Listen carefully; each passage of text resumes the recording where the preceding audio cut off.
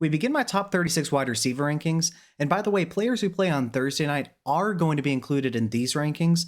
I'm recording this at 5:31 p.m. on Thursday, so I don't know how the game is going to turn out. But I'm going to leave them in the rankings and we'll see how I did. We begin with wide receivers that I think are mid to low end wide receiver threes.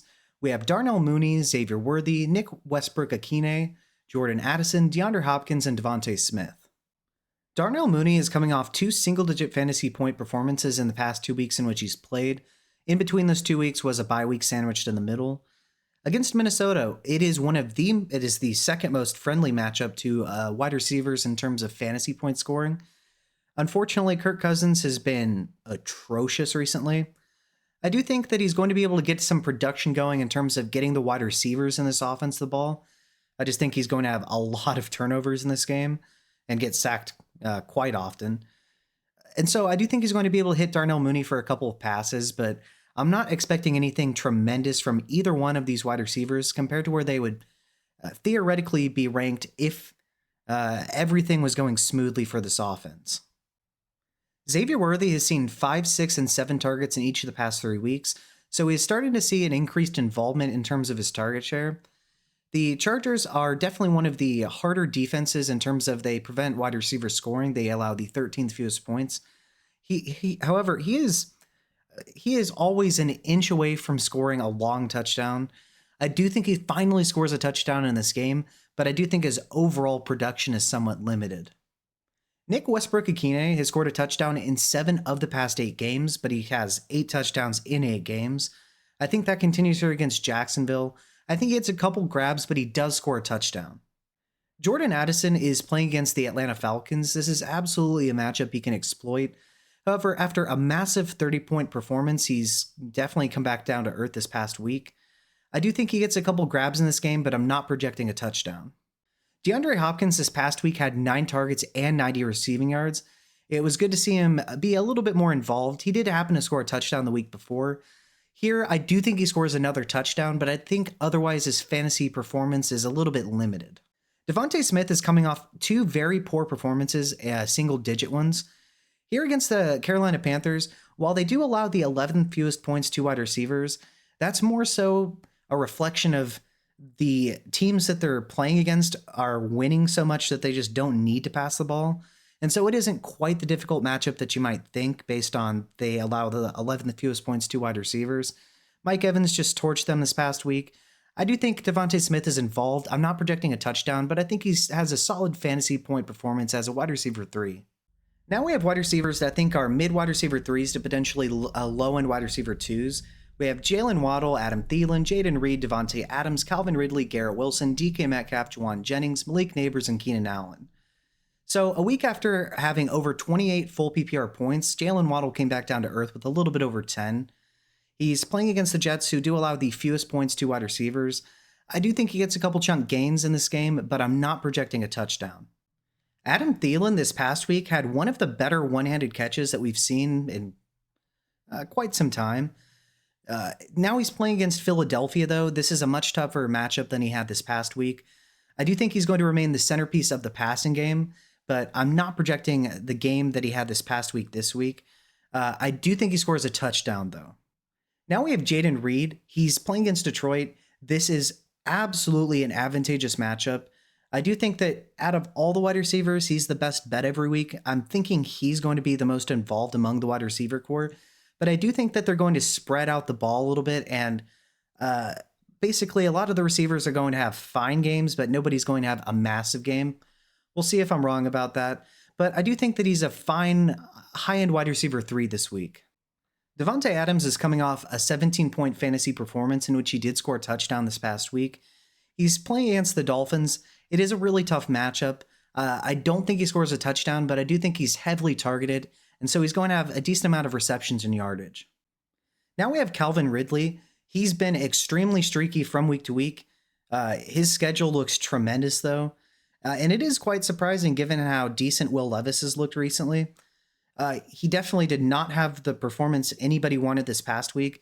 I do think he's going to rebound somewhat, but I still think that he's just a fine high-end wide receiver 3. Now we have Garrett Wilson. He has had 3 straight weeks of just burning fantasy owners. I do think he's going to be a little bit more involved in terms of his production this week, but I'm still not projecting a fantastic game for him, and I don't think he scores a touchdown. And now we have DK Metcalf. Same thing. He has been, after a really strong start to the season, the past couple of weeks, he just hasn't been the guy for us in fantasy. Arizona's middle of the pack, so it's definitely a matchup that he could exploit. I don't think he has a fantastic day. I'm not projecting a touchdown, but I do think he's a low-end wide receiver 2 this week. Now we have Jauan Jennings. After 2 straight 11-target games, he's seen his targets dip to 7 and 5 in the past 2 weeks. Here against Chicago, I do think he's going to be involved, and I do think he scores a touchdown. Malik Nabers is a decently high floor, but no ceiling receiver basically nowadays. The quarterback play is abysmal. The offensive line can't block anybody. He's so talented that it's so hard to project him to not have a good game. His 99 open score is by far and away better than everyone else in the NFL by over 10 points. This guy, once his QB situation is middling, he's going to be an elite superstar wide receiver for us in fantasy. But for now, even against New Orleans, a matchup that he should absolutely be able to exploit since they traded away Marshawn Lattimore, I think he's a low-end wide receiver too. I think he has a really safe floor, but unless he breaks a long touchdown or if they happen to decide they want to score and have him catch the ball in the red zone, that is, I don't think he has as much upside as we'll see from him in future years. Keenan Allen has been on an absolute tear recently, posting a wide receiver 4 and 5 finish in the past 2 weeks. Against San Francisco, I do think he's going to have a little bit more trouble than he had in the previous 2 matchups, but I still think he has a solid day overall, and I do think he scores a touchdown. If you like what you've seen and heard so far, feel free to like and subscribe. It's a free and easy way to support the channel, and I'd really appreciate it. And make sure you check out my quarterback, running back, and tight end rankings as well. Thanks. Now we have wide receivers that I think range from mid wide receiver 2s to potentially low-end wide receiver 1s. We have JSN, Drake London, Khalil Shakir, Jakobi Meyers, Cooper Kupp, Ladd McConkey, CeeDee Lamb, BTJ, MHJ, and Jerry Jeudy. JSN has seen his targets dip from 13 to 11 to 7 to 4 in each of the past 4 weeks. However, they are still using him vertically. Who in the world could have guessed that that would be a good idea, especially after his game-winning touchdown this past year, on the outside, that is. He's a really talented player. I would like to see the 11 to 13 targets per game. He deserves them. But it is hard to project him to be much more than a fine wide receiver 2 if his volume is being limited to 4 to 7 targets per week. Drake London is playing against Minnesota, so while they do allow the second most points to wide receivers in fantasy, I do think he's going to spend a lot of the day wishing that the ball was being thrown. I think that Kirk Cousins is going to face a ton of pressure, get sacked quite a bit, and turn the ball over quite a bit as well. And so I do think that's going to hurt Drake London because I don't think the time of possession is going to be in their favor, but I do think he sees a decent amount of volume. I just don't think he scores a touchdown this week. Khalil Shakir is coming off a poor fantasy performance. However, I would definitely argue that the weather played a huge factor there. He still had a decent amount of targets, and he did finish with 7 points, which for a wide receiver in one of those games isn't very bad at all. I do think he continues and trends back towards being a solid wide receiver 2 for us in fantasy. Playing against the Rams should definitely necessitate a pass-heavy game script, and so I think he's going to be fed early and often, but I'm not projecting a touchdown. Jakobi Meyers has not so secretly been awesome for us in fantasy this year. He's coming off an 11-target game, and prior to that, he had 15. And so we love the utilization. Basically, every pass on that offense seems to either go to Myers or Brock Bowers, which we love that for fantasy. Tampa Bay is definitely a matchup that he can exploit. I think he has a really good day, but I don't think he scores a touchdown.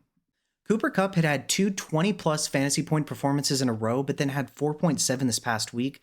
I do think he returns to being a solid wide receiver 2 for us in fantasy, and I do think he scores a touchdown. Ladd McConkey is coming off a 12-target game, and he went 9 for 117 and 0 last week. Beautiful work from him. He is injured, but I do think he plays.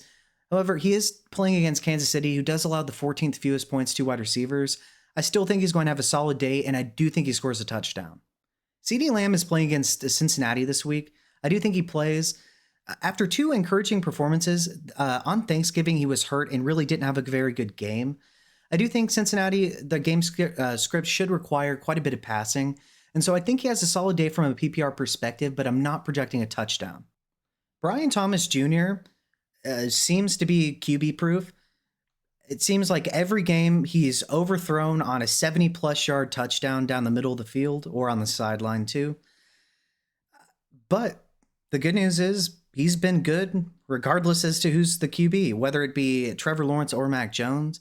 And so with T-Law being on IR now for the rest of the season, presumably, I think he's really not affected very much. He's so good. I do think he scores a touchdown again, and it's really encouraging to see that this guy is able to perform even with a backup quarterback. Well, the Cardinals said that they were going to try to get MHJ involved. The 12 targets suggested that they weren't lying. I think that continues here against Seattle, and I do think he scores a touchdown. Jerry Jeudy is coming off a 40-point fantasy performance. Unfortunately, he is playing the Pittsburgh Steelers. I still think he has a fantastic day. I'm not projecting a touchdown, but I still think if people think he's going to have a 40-point game, they need to temper their expectations. Now we have wide receivers that I am pretty confident will be wide receiver ones, but I don't think are likely candidates to be the wide receiver one this week. We have T. Higgins, Tyreek Hill, and George Pickens. So fun fact about T. Higgins, from week 8 to 13, he is the wide receiver 2 in fantasy points per game. Chase is number 1. What an offense. And so I do think he's going to score a touchdown here against Dallas, but I do think it's going to get out of hand quickly, so I think he does most of his damage in the first half. Tyreek Hill is coming off a 6 for 83 and 1 performance this past week. Here against the New York Jets, it is definitely a tough matchup, but I think the offense is finally starting to click in Miami. And the game isn't going to be in the cold, it's going to be in Miami. And so I definitely think that he is going to have a solid game for us, and I do think he scores a touchdown. George Pickens only had 3 receptions this past week, but he turned that into 74 yards and a touchdown. With Russell Wilson at the helm, this guy has been basically unstoppable. I don't think Cleveland is going to be able to stop him, and I do think he scores a touchdown. And now we have wide receivers that I think are mid to elite wide receiver ones with a realistic shot at being the wide receiver one this week. We have DJ Moore, Mike Evans, Puka Nacua, Amon-Ra St. Brown, AJ Brown, Jamar Chase, and Justin Jefferson. So DJ Moore has had over 23 full PPR points in each of the past 2 weeks. Thomas Brown is working wonders. It's so crazy how when you don't have one of the worst offensive coordinators in the NFL in terms of adapting to the talent around him and using his players correctly, that the offense can look good. Caleb Williams looks good. DJ Moore looks great. Keenan Allen looks amazing. Rome Odunze looks fine as well. I definitely think this offense is trending way upwards, and I do think that DJ Moore scores a touchdown and extends his streak of 20-point games. Mike Evans is playing against the Las Vegas Raiders this week. I do think he scores 2 touchdowns, but I think he has a limited fantasy day otherwise. I think they're going to focus quite a bit of defensive attention to him. But we all saw that amazing one-handed touchdown grab this past week. He is cooking right now. Puka Nacua has had at least 17.3 full PPR points in every game that he hasn't decided to punch somebody. Here against the Buffalo Bills, it is one of the toughest challenges he's going to have to face the entirety of the season, really. I don't think they're going to be able to stop him, though. He is an absolute machine and an absolute menace in the run game. I do think he has a solid day, and I do think he scores a touchdown. Now we have Amon-Ra St. Brown. He's playing against Green Bay. They do allow the 5th fewest points to wide receivers, but I do think he's going to have a solid day. I don't think he scores a touchdown, but I think he has a massive day from a PPR perspective. AJ Brown is playing against the Carolina Panthers this week, and while they do allow the 11th fewest points to wide receivers, like I said earlier, I think that's more of a game script thing than an overt talent on their defense. Mike Evans torched them this past week. AJ Brown absolutely should be able to do that, and I do think he scores a touchdown. Jamar Chase has had at least 20 fantasy points in each of the past 3 weeks, including that massive 55-point game. Here against Dallas, they're definitely not going to be able to stop him, just like they're not going to be able to stop T. Higgins. I think he scores a touchdown, and I do think he's the wide receiver 2 this week for us in fantasy. Justin Jefferson had a very solid game this past week. It's just that the touchdowns haven't been there. He hasn't scored a touchdown since week 7. I think Atlanta is absolutely the matchup to reverse that, and I do think he ends up with a touchdown this week and is the wide receiver 1. And now to review wide receivers that I think are mid wide receiver 3s and potentially low end wide receiver 3s. We have Mooney, Worthy, Westbrook-Ikhine, Addison, Hopkins, and Smith. Wide receivers that I think are potentially mid wide receiver 3s to low end wide receiver 2s. We have Waddle, Thielen, Reed, Adams, Ridley, Wilson, Metcalf, Jennings, Neighbors, and Allen. Wide receivers that I think are mid wide receiver 2s to potentially low end wide receiver 1s. You have JSN, London, Shakir, Myers, Kupp, McConkey, Lamb, BTJ, MHJ, and Jerry Jeudy. Wide receivers that I think are firmly wide receiver 1s, but I don't think are likely candidates to be the wide receiver 1. You have T. Higgins, Tyreek Hill, and George Pickens. And then mid to elite wide receiver 1s that I think are likely candidates to be the wide receiver 1 this week. We have DJ Moore, Mike Evans, Puka Nacua, ASRB, AJ Brown, Jamar Chase, and Justin Jefferson. Alright, so you know the drill. Who do I have too high? Who do I have too low? Let me know below in the comment section and let me know why. With that being said, if you like what you've seen and heard in this video, feel free to like and subscribe. It's a free and easy way to support the channel and I'd really appreciate it. And make sure to check out my other positional rankings being quarterbacks, running backs, and tight ends. Thanks.